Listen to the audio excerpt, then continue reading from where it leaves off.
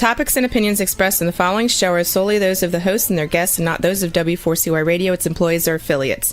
We make no recommendations or endorsements for radio show programs, services, or products mentioned on air or on our web.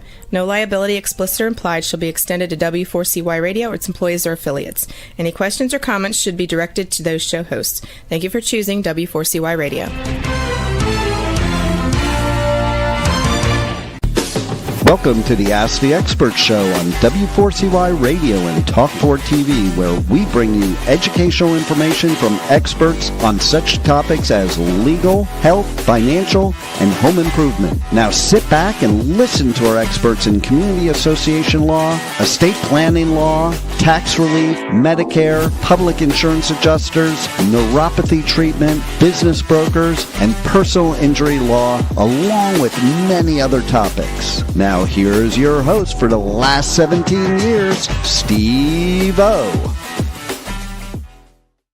Morning, Tennessee. Welcome to another Ask the Expert show, where I got to tell you, today's show is becoming one of our most important shows. We're going to be talking ophthalmology, eye surgery.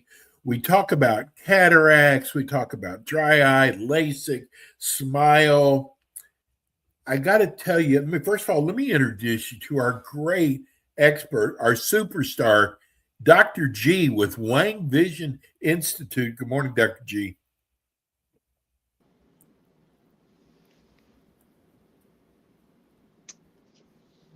Do we have Dr. G there? Hello? There he is. Okay, there you go. Hey, sorry, Good morning, guys. Dr. I can't hear you guys here. Can you hear us? Uh-oh. How about now, Dr. G? Can you hear us? You guys, but I can't hear you. I'm not sure if you can hear me. Dr. G, can you hear me? Dr. G, can you hear me? Uh-oh. I can hear both of you. Dr. G might need to back out and come back in. Okay. See, this is what happens when you have a live show. You have technical issues, and hope we're going to be getting Dr. G back on again. It's weird because he heard us there for a while, right, Rebel? Yeah, I believe he did. Right. Yeah. Okay. There he goes. How about now, Dr. G? Okay. Yes. Now it's working. I don't know. Okay. Okay. Well, Dr. G, I got to tell you what you and Dr. Jones have done for this show. I got to tell you, you are a superstar. And I'm going to tell you, you're busy all day doing surgery and you know, you don't see the kind of emails we get. I'll bet you we've gotten at least 50 emails from the Tennessee area from people who watch your show who procrastinated when it came to cataracts. Oh, wow. And you all came on and said that major reason for blindness is not treating cataracts. 100%. 100%. And it touched so many people, Dr. G, that it's mind-boggling. In fact, I'm one of those people. I procrastinated. And when I heard you say that, I went, oh, I got to get in there. It's such an easy procedure, right? That's right. 100%. And it's one of those things that's life-changing. Yes. So, I tell patients after cataract surgery, now they're back in reality. They're actually seeing colors, enhancements, contrast, everything the way it should be being seen. And Dr. G, I got to say, I had LASIK 15 years ago. And I know my doctor in Texas told me at the time it's going to last about 10 years. It's been 15 years for me, and I still have not had to use reading glasses. Wow. I think LASIK is the most amazing procedure, but I think Smile has got that beat, right? Yeah, that's right. That's right. So Smile is small incision LASIK. Here at our practice, we do 8 different surgeries to really help patients out of glasses. So, the eye is 1 inch long, but even within the eye, there's 12 different things you can subspecialize in. So I trained at Hopkins, Duke, then I did a subspecialty in Chicago called refractive surgery. So I do 8 different surgeries all in the front part of the eye to help patients get rid of glasses. So LASIK and Smile are both ways to reshape that cornea so that you don't need glasses. With Smile, there is no big if there is with LASIK. It's a much smaller incision, so you get a lot less dry eye, leading to kind of faster recovery and no flap issues.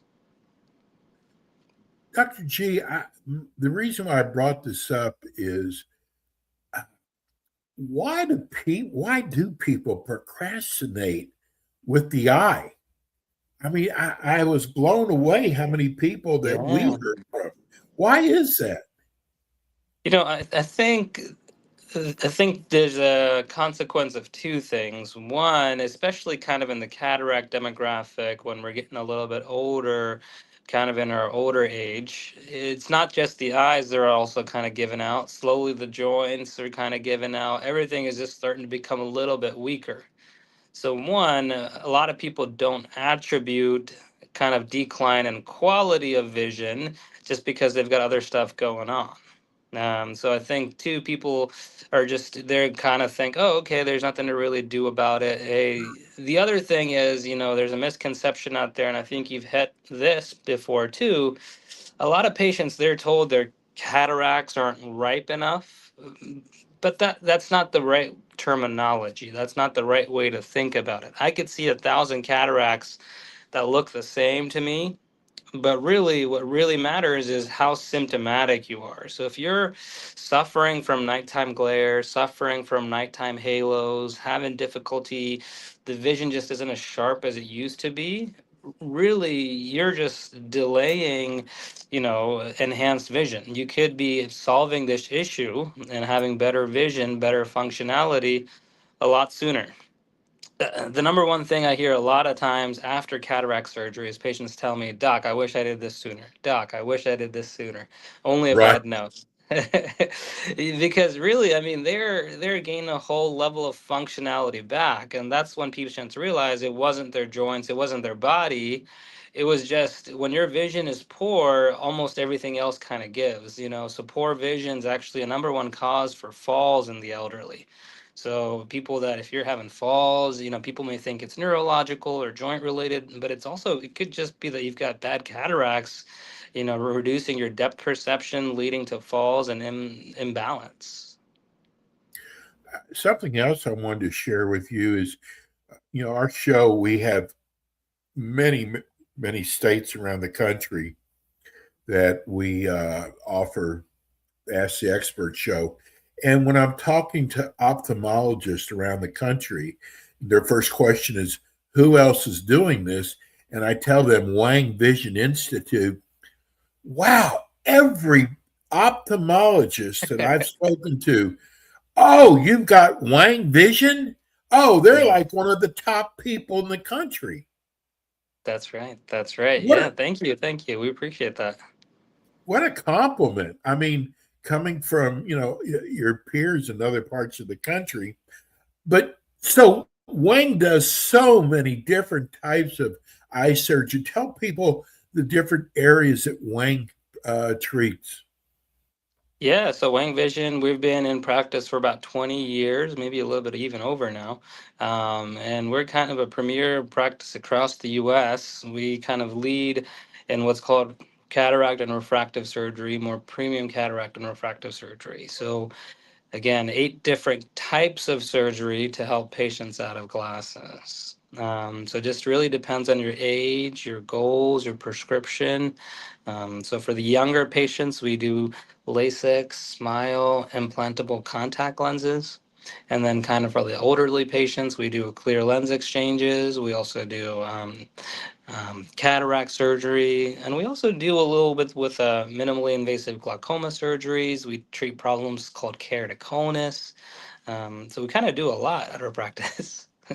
Yeah, you just brought up implantable contact lenses. Um, Yeah.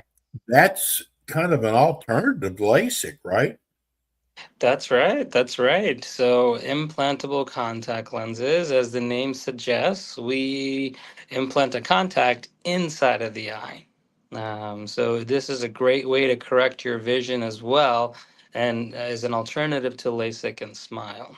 So, in the implantable contact lens, we insert a small column or lens right in front of your natural lens of the eye, right kind of behind the colored part of the eye.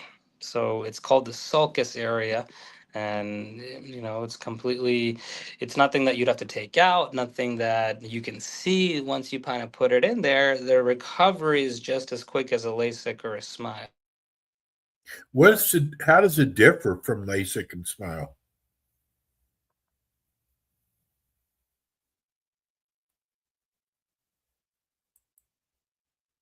Did we lose? Oh no, we lost Dr. G again. Dr. G, can you hear it? There he is. Okay. Yeah, I'm sorry about my connection here today. Not a problem. So what is the difference, I'd say, from LASIK and SMILE? The difference between LASIK and SMILE, so both of those are what are called corneal laser vision correction procedures. So both of them reshape the eye, but the technology that we use is different. So both have great visual outcomes. With LASIK, it's two lasers. So if we kind of think about the cornea from a top-down approach, the LASIK with the first laser we used to create a flap, lift the flap over, reshape the cornea with the second laser, put the whole flap back down. With Smile, it's just one laser. So with that one laser, we're kind of able to create a pocket of tissue that the laser delineates. I just go in through a very small incision, so a much smaller incision than LASIK. That's why it's called small incision LASIK. So we go in through that incision, remove that piece of tissue, and the cornea reshapes itself kind of like a reverse contact lens. So compared to LASIK, Smile has no flap, so you never have to worry about that getting dislodged, and you get a lot less dry eye because the incision size is smaller. So getting back to the implantable contact lenses, who's a good ideal candidate for that? Yeah, good question. So the implantable contact lenses, so if people that have very thin corneas, so if you have very thin corneas, you may not have enough prescription, you may not have enough tissue for us to reshape that cornea. So if you don't have enough tissue and that cornea is really thin, then we can implant that contact inside the eye, and then you bypass the cornea completely. Similarly, people with other corneal conditions like severe dry eye, or patients with a history of corneal infections, or patients with a history of corneal conditions called keratoconus. Anything where the cornea has already suffered a little bit of damage, you bypass the cornea completely. By implanting that contact right there, you get great optical quality without compromising the cornea. Another big area is for patients with very high prescriptions. So these are patients that are above a -9, -10. These are all patients where when the prescription is so high, even if you have enough corneal tissue, the quality won't be as great with the LASIK. So even though you're able to perform the LASIK, it's not going to be great because you have to reshape so much tissue. Versus if you bypass the cornea completely and implant that new contact in, your whole cornea is still preserved and you get great optical quality. We just got a question from TikTok. So if you have cataract surgery and you wear reading glasses, will you be able to get rid of your reading glasses? Yeah, that's a good question. Yeah, this is 100% one of the things that we really specialize in. This is what we consider what's called premium cataract surgery. So what a cataract is just like a camera has a lens or eyeballs have a lens inside the eye. Over time, that lens does two things. One, it gets very stiff, happens in our 40s and 50s. That's when we lose that ability to read. Two, over time, that same lens, not only does it become stiff, it starts to become gray, opaque, cloudy. That's when we call it a cataract. It causes all that scattering of light. So in premium cataract surgery, what we do is go in there, remove that cataract, and put a brand new lens. It's called an enhanced lens. But there's different technologies out there, such as trifocal lenses, enhanced depth of field lenses. So these technologies allow for patients to get the up close vision, the distance vision, get rid of the astigmatism. So, yes, when we're there, we replace it with an enhanced lens to treat all of it so that you don't need glasses. Here's a YouTube question from Tennessee. I really love this show. I have learned so much from both of your doctors. My question is, why are some states, when it comes to cataracts, only allow you to do one eye at a time, and other states you can do both eyes? Yeah, so some states like California do allow you to do both eyes at the same time. Here in Tennessee, they don't allow us to do that. Most of it is from an insurance standpoint. They dictate what's allowed, what's not allowed. There's pros and cons to both approaches. You know, doing cataract surgery on both eyes at the same time, you can allow the eyes to kind of heal together, so there's less downtime. But on the flip side of it, you know, I like doing one eye at a time when it comes to cataract surgery, is so that you're not blurring both eyes simultaneously. You know, we typically do the worst eye first, so you still have your other eye to kind of function while the other eye recovers, versus if I did both eyes, you would be kind of simultaneously blurry in both eyes. You know, but here we do also do bilateral surgery, especially in our patients what we call the lens exchange category, or refractive lens exchange. So it's essentially early cataract surgery. So for their patients in their 40s and 50s that don't like to wear the readers, we just go in there, do early cataract surgery, and put in that multifocal implant. In that case, we're not going through insurance, so we do both eyes on the same day. On the implantable cataract lens, is that permanent or is it removable? Yeah, the nice thing about the implantable contact lens is it's reversible. So it sits in front of the natural lens of the eye. And so, say you had issues with it, say it was causing a little bit of glare that you didn't like, or say that it was not exactly what you thought it would be, we can just easily go in there and remove it. Similarly, it doesn't ever have to be removed if it's working for you. So, if it's working for you, causing no issues, the only time we remove it is when it's time for cataract surgery. So as you get older, patients develop cataract. So when you develop a cataract, when we go in there, we remove the implantable contact lens, remove the cataract, put a new lens in there, and that's it. So it's a very straightforward procedure. This is another question from TikTok. What type of surgeries do you see with children when it comes to the eye? Good question. You know, it depends on what, you know, how young the children are. You know, at our practice, we don't operate on children. You know, we refer them to a pediatric ophthalmologist. Wow. We do. Yeah, yeah. So that's one of the 12 subspecialties that I was talking about within the eye. So pediatric ophthalmologists, they'll deal with pediatric cataracts, also known as congenital cataracts. They'll deal with lazy eye or strabismus. They'll deal with congenital glaucoma, congenital ptosis, which is kind of like an eyelid droop. So it's a whole different kind of field. At our practice, we do deal with kind of teenagers, what's called myopia. So patients that are nearsighted, but their nearsighted keeps progressing at a very fast rate. We have a program called myopia management. So where we talk to them about things that we can do so that your nearsightedness doesn't get worse. This is from a concerned parent. It seems like my children are always on their cell phones. I know that the letters are much smaller. Do you find that the cell phones and the amount of hours that kids are using their cell phone is doing any damage to their eyes at all? Yeah, very good question. So myopia or nearsightedness is kind of how fast and how long the eye grows, causing us to have a prescription. So like when patients have a -5, -6, that's called nearsightedness or myopia. So they have shown in children that the two things that we can do to help reduce the risk of myopia or the risk of you getting more and more nearsighted is increased kind of sunlight exposure, so playing outside, being outside more, and two, decreased near time. So kind of, yes, spending less time on those tablets, spending less time on the phone. All of those things, they cause you to accommodate more, and then the eye starts to become more nearsighted.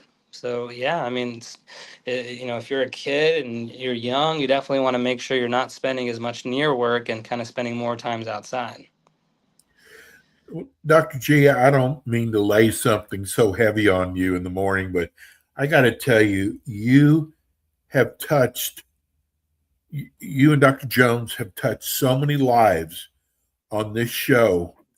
And it's so good to be part of this incredible show with Wang Institute. Tell people how they can reach if they want to set up an appointment, Wang. Yeah, 100%. Yeah, thank you. Wang Vision Institute, we're in Nashville. You can call us at 615-321-8881, or you can go to our website at www.wangvisioninstitute.com.